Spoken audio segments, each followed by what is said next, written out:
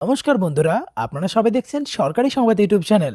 বন্ধুরা, এই মুহূর্তে কিন্তু মোদিজির তরফ থেকে নতুন করে আরও 8টি প্রকল্প চালু করা হলো।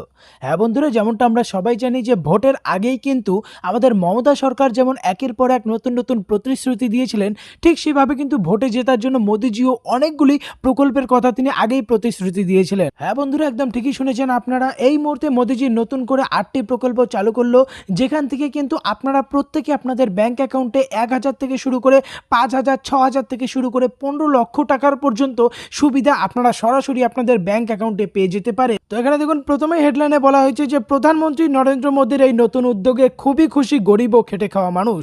এই 8টি প্রকল্পে কিভাবে আবেদন করবেন, কি কি ডকুমেন্টস লাগবে, কোথায় যোগাযোগ করতে হবে আর কতটা বয়স থাকলে আবেদন করতে পারবেন, এই সমস্ত খুঁটিনাটি বিষয় জানতে হলে অবশ্যই ভিডিওটিকে একদম প্রথম থেকে শেষ পর্যন্ত দেখবেন। আর বন্ধুরা, যদি আপনারাও এই প্রকল্পগুলির সুবিধা সরাসরি আপনাদের ব্যাংক অ্যাকাউন্টে পেতে চান, তাহলে কিন্তু সবার প্রথমেই এই ভিডিওটিকে একটি লাইক করে দেবেন, এর সঙ্গে লাল রঙের সাবস্ক্রাইব বাটনে ক্লিক করে বেল নোটিফিকেশনটা অল করে দেবেন। তো বন্ধুরা, আমরা প্রথমে 8টি প্রকল্প এক নজরে দেখে নেব।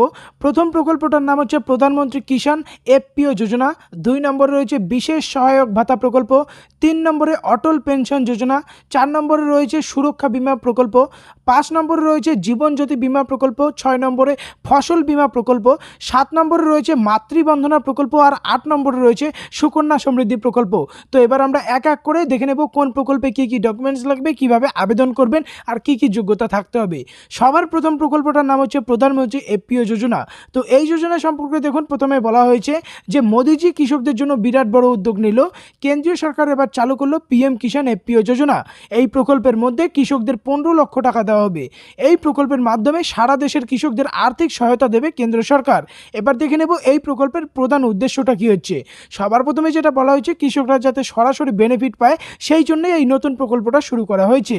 এই প্রকল্পে আবেদন করার জন্য কৃষকদের কোনো দালাল বা মহাজনের কাছে যেতে হবে না। এই প্রকল্পের জন্য কেন্দ্র সরকার তরফ থেকে 6,885 কোটি টাকা বরাদ্দ করা হয়েছে। এই প্রকল্পে নথিভুক্ত কৃষকের অ্যাকাউন্টে 15 লক্ষ টাকা দেওয়া হবে, যাতে নথিভুক্ত কৃষক খুব সহজেই কৃষি সরঞ্জাম, সার, বীজ, ওষুধ ইত্যাদি সবকিছুই কিনতে পারে। এবার আমরা নিচে দেখে নেব। নিচে বলা হয়েছে কি কি ডকুমেন্টস লাগবে, একটা ভাইটাল ব্যাপার, মনোযোগ সহকারে দেখবেন। প্রথমে লাগবে আপনার জমির রেকর্ড, আধার কার্ডের জেরক্স কপি, ভোটার কার্ডের জেরক্স কপি, 2 কপি পাসপোর্ট সাইজের ছবি, বাসিন্দার প্রমাণপত্র বা রেসিডেন্টাল সার্টিফিকেট প্রধান পঞ্চায়েতের কাছ থেকে পেয়ে যাবেন, আয়ের শংসাপত্র বা ইনকাম সার্টিফিকেট। এবার কথা হচ্ছে এই টাকাটা পেতে গেলে আপনাদের কিভাবে আবেদন করতে হবে। এখানে যেটা প্রথম শর্ত রয়েছে, এই টাকাটা পেতে গেলে অবশ্যই সবার প্রথমে 11 জন কৃষকের একটা দল বা গোষ্ঠী গঠন করতে হবে।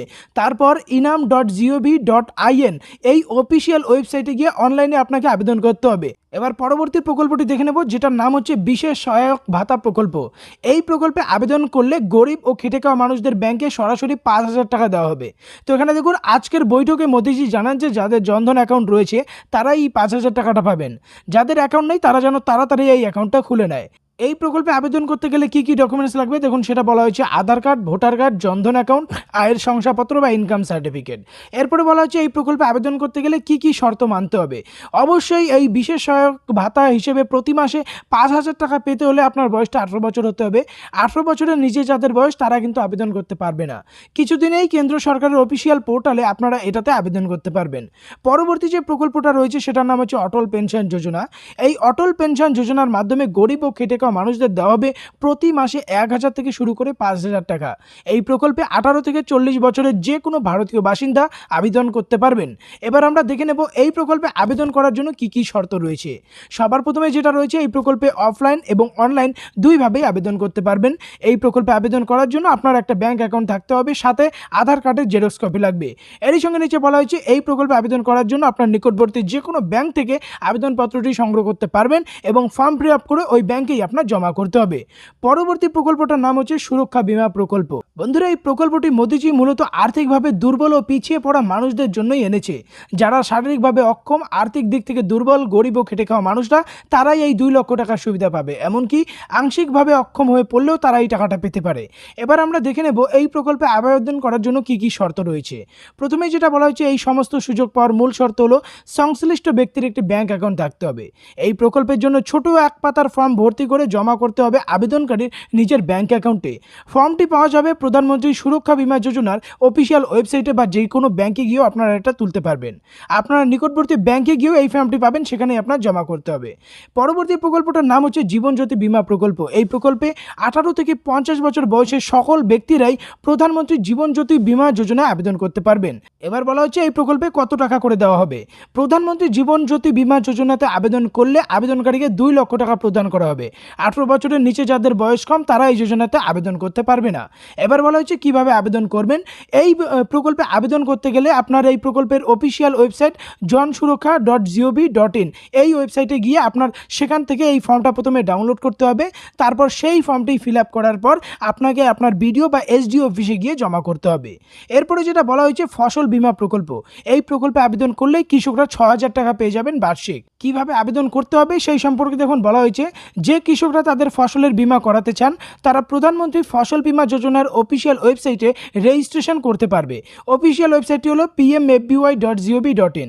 কৃষকরা তাদের নিকটস্থ ব্যাংকে গিয়েও এটা সুবিধা নিতে পারবে। এই প্রকল্পে আবেদন করতে গেলে কি কি কাগজপত্র লাগবে। প্রথমে লাগবে PAN card, driving licence, voter ID card, passport, Aadhaar কার্ডের মতো কৃষকের সমস্ত পরিচয় প্রমাণপত্র, জমির খসড়া নাম্বার, অ্যাকাউন্ট নাম্বার। আপনাকে জমিতে ফসলের বপনের প্রমাণ সরবরাহ করতে হবে। পরবর্তী প্রকল্পটির নাম হচ্ছে মাতৃবন্দনা প্রকল্প। এই প্রকল্পটি মূলত বাড়ির মহিলাদের জন্য। এই প্রকল্পে আবেদন করলে মহিলাদের ব্যাংক অ্যাকাউন্টে সরাসরি 6,000 টাকা দেওয়া হবে। যেই সমস্ত মহিলারা পিএসইউ প্রকল্পের সুবিধা পাচ্ছেন তারা কিন্তু এই প্রকল্পে আবেদন করতে পারবে না। আবেদনের জন্য কী ডকুমেন্টস লাগবে সেটা এখানে বলা হয়েছে। 1 নম্বরে লাগছে রেশন কার্ড, ব্যাংকের পাসবইয়ের কপি, পরিচয়ের প্রমাণপত্র, এমসিপি কার্ড লাগবে, আধার কার্ড, ভোটার কার্ড। পরবর্তী যেটা প্রকল্প রয়েছে সেটার নাম হচ্ছে সুকন্যা সমৃদ্ধি প্রকল্প। বন্ধুরা এই যে প্রকল্পটা রয়েছে এই প্রকল্পটি শুধুমাত্র যাদের পরিবারে কন্যা সন্তান রয়েছে তাদের জন্য। যদি আপনাদের পরিবারে একটা কন্যা সন্তান থেকে থাকে আর তার জন্য যদি আপনি এই প্রকল্পে আবেদন করেন তাহলে আপনার কন্যা সন্তানের বয়স যখন 21 বছর হবে তখন আপনি ব্যাংক থেকে 21 লক্ষ টাকা তুলতে পারবেন, যেটা কিন্তু সরকারের তরফ থেকে আপনাদের অ্যাকাউন্টে বা আপনাদের মেয়ের অ্যাকাউন্টে দেওয়া হবে। অবশ্যই 21 বছর পার হলে কিন্তু আপনারা এই টাকাটা তুলতে পারবেন না। তো এই প্রকল্পে আবেদন করার জন্য দেখে নেওয়া যাক কী কী শর্ত রয়েছে। অ্যাকাউন্ট খোলার সময় অবশ্যই শিশুকন্যার জন্ম সার্টিফিকেট লাগবে। শিশুকন্যার 10 বছর বয়স পর্যন্ত এই প্রকল্পে আবেদন করতে পারবেন। 10 বছরের উপরে গেলে আপনারা আবেদন করতে পারবেন না। এই সুবিধা পেতে গেলে আপনাকে মাসিক 3,000 টাকা করে জমাতে হবে।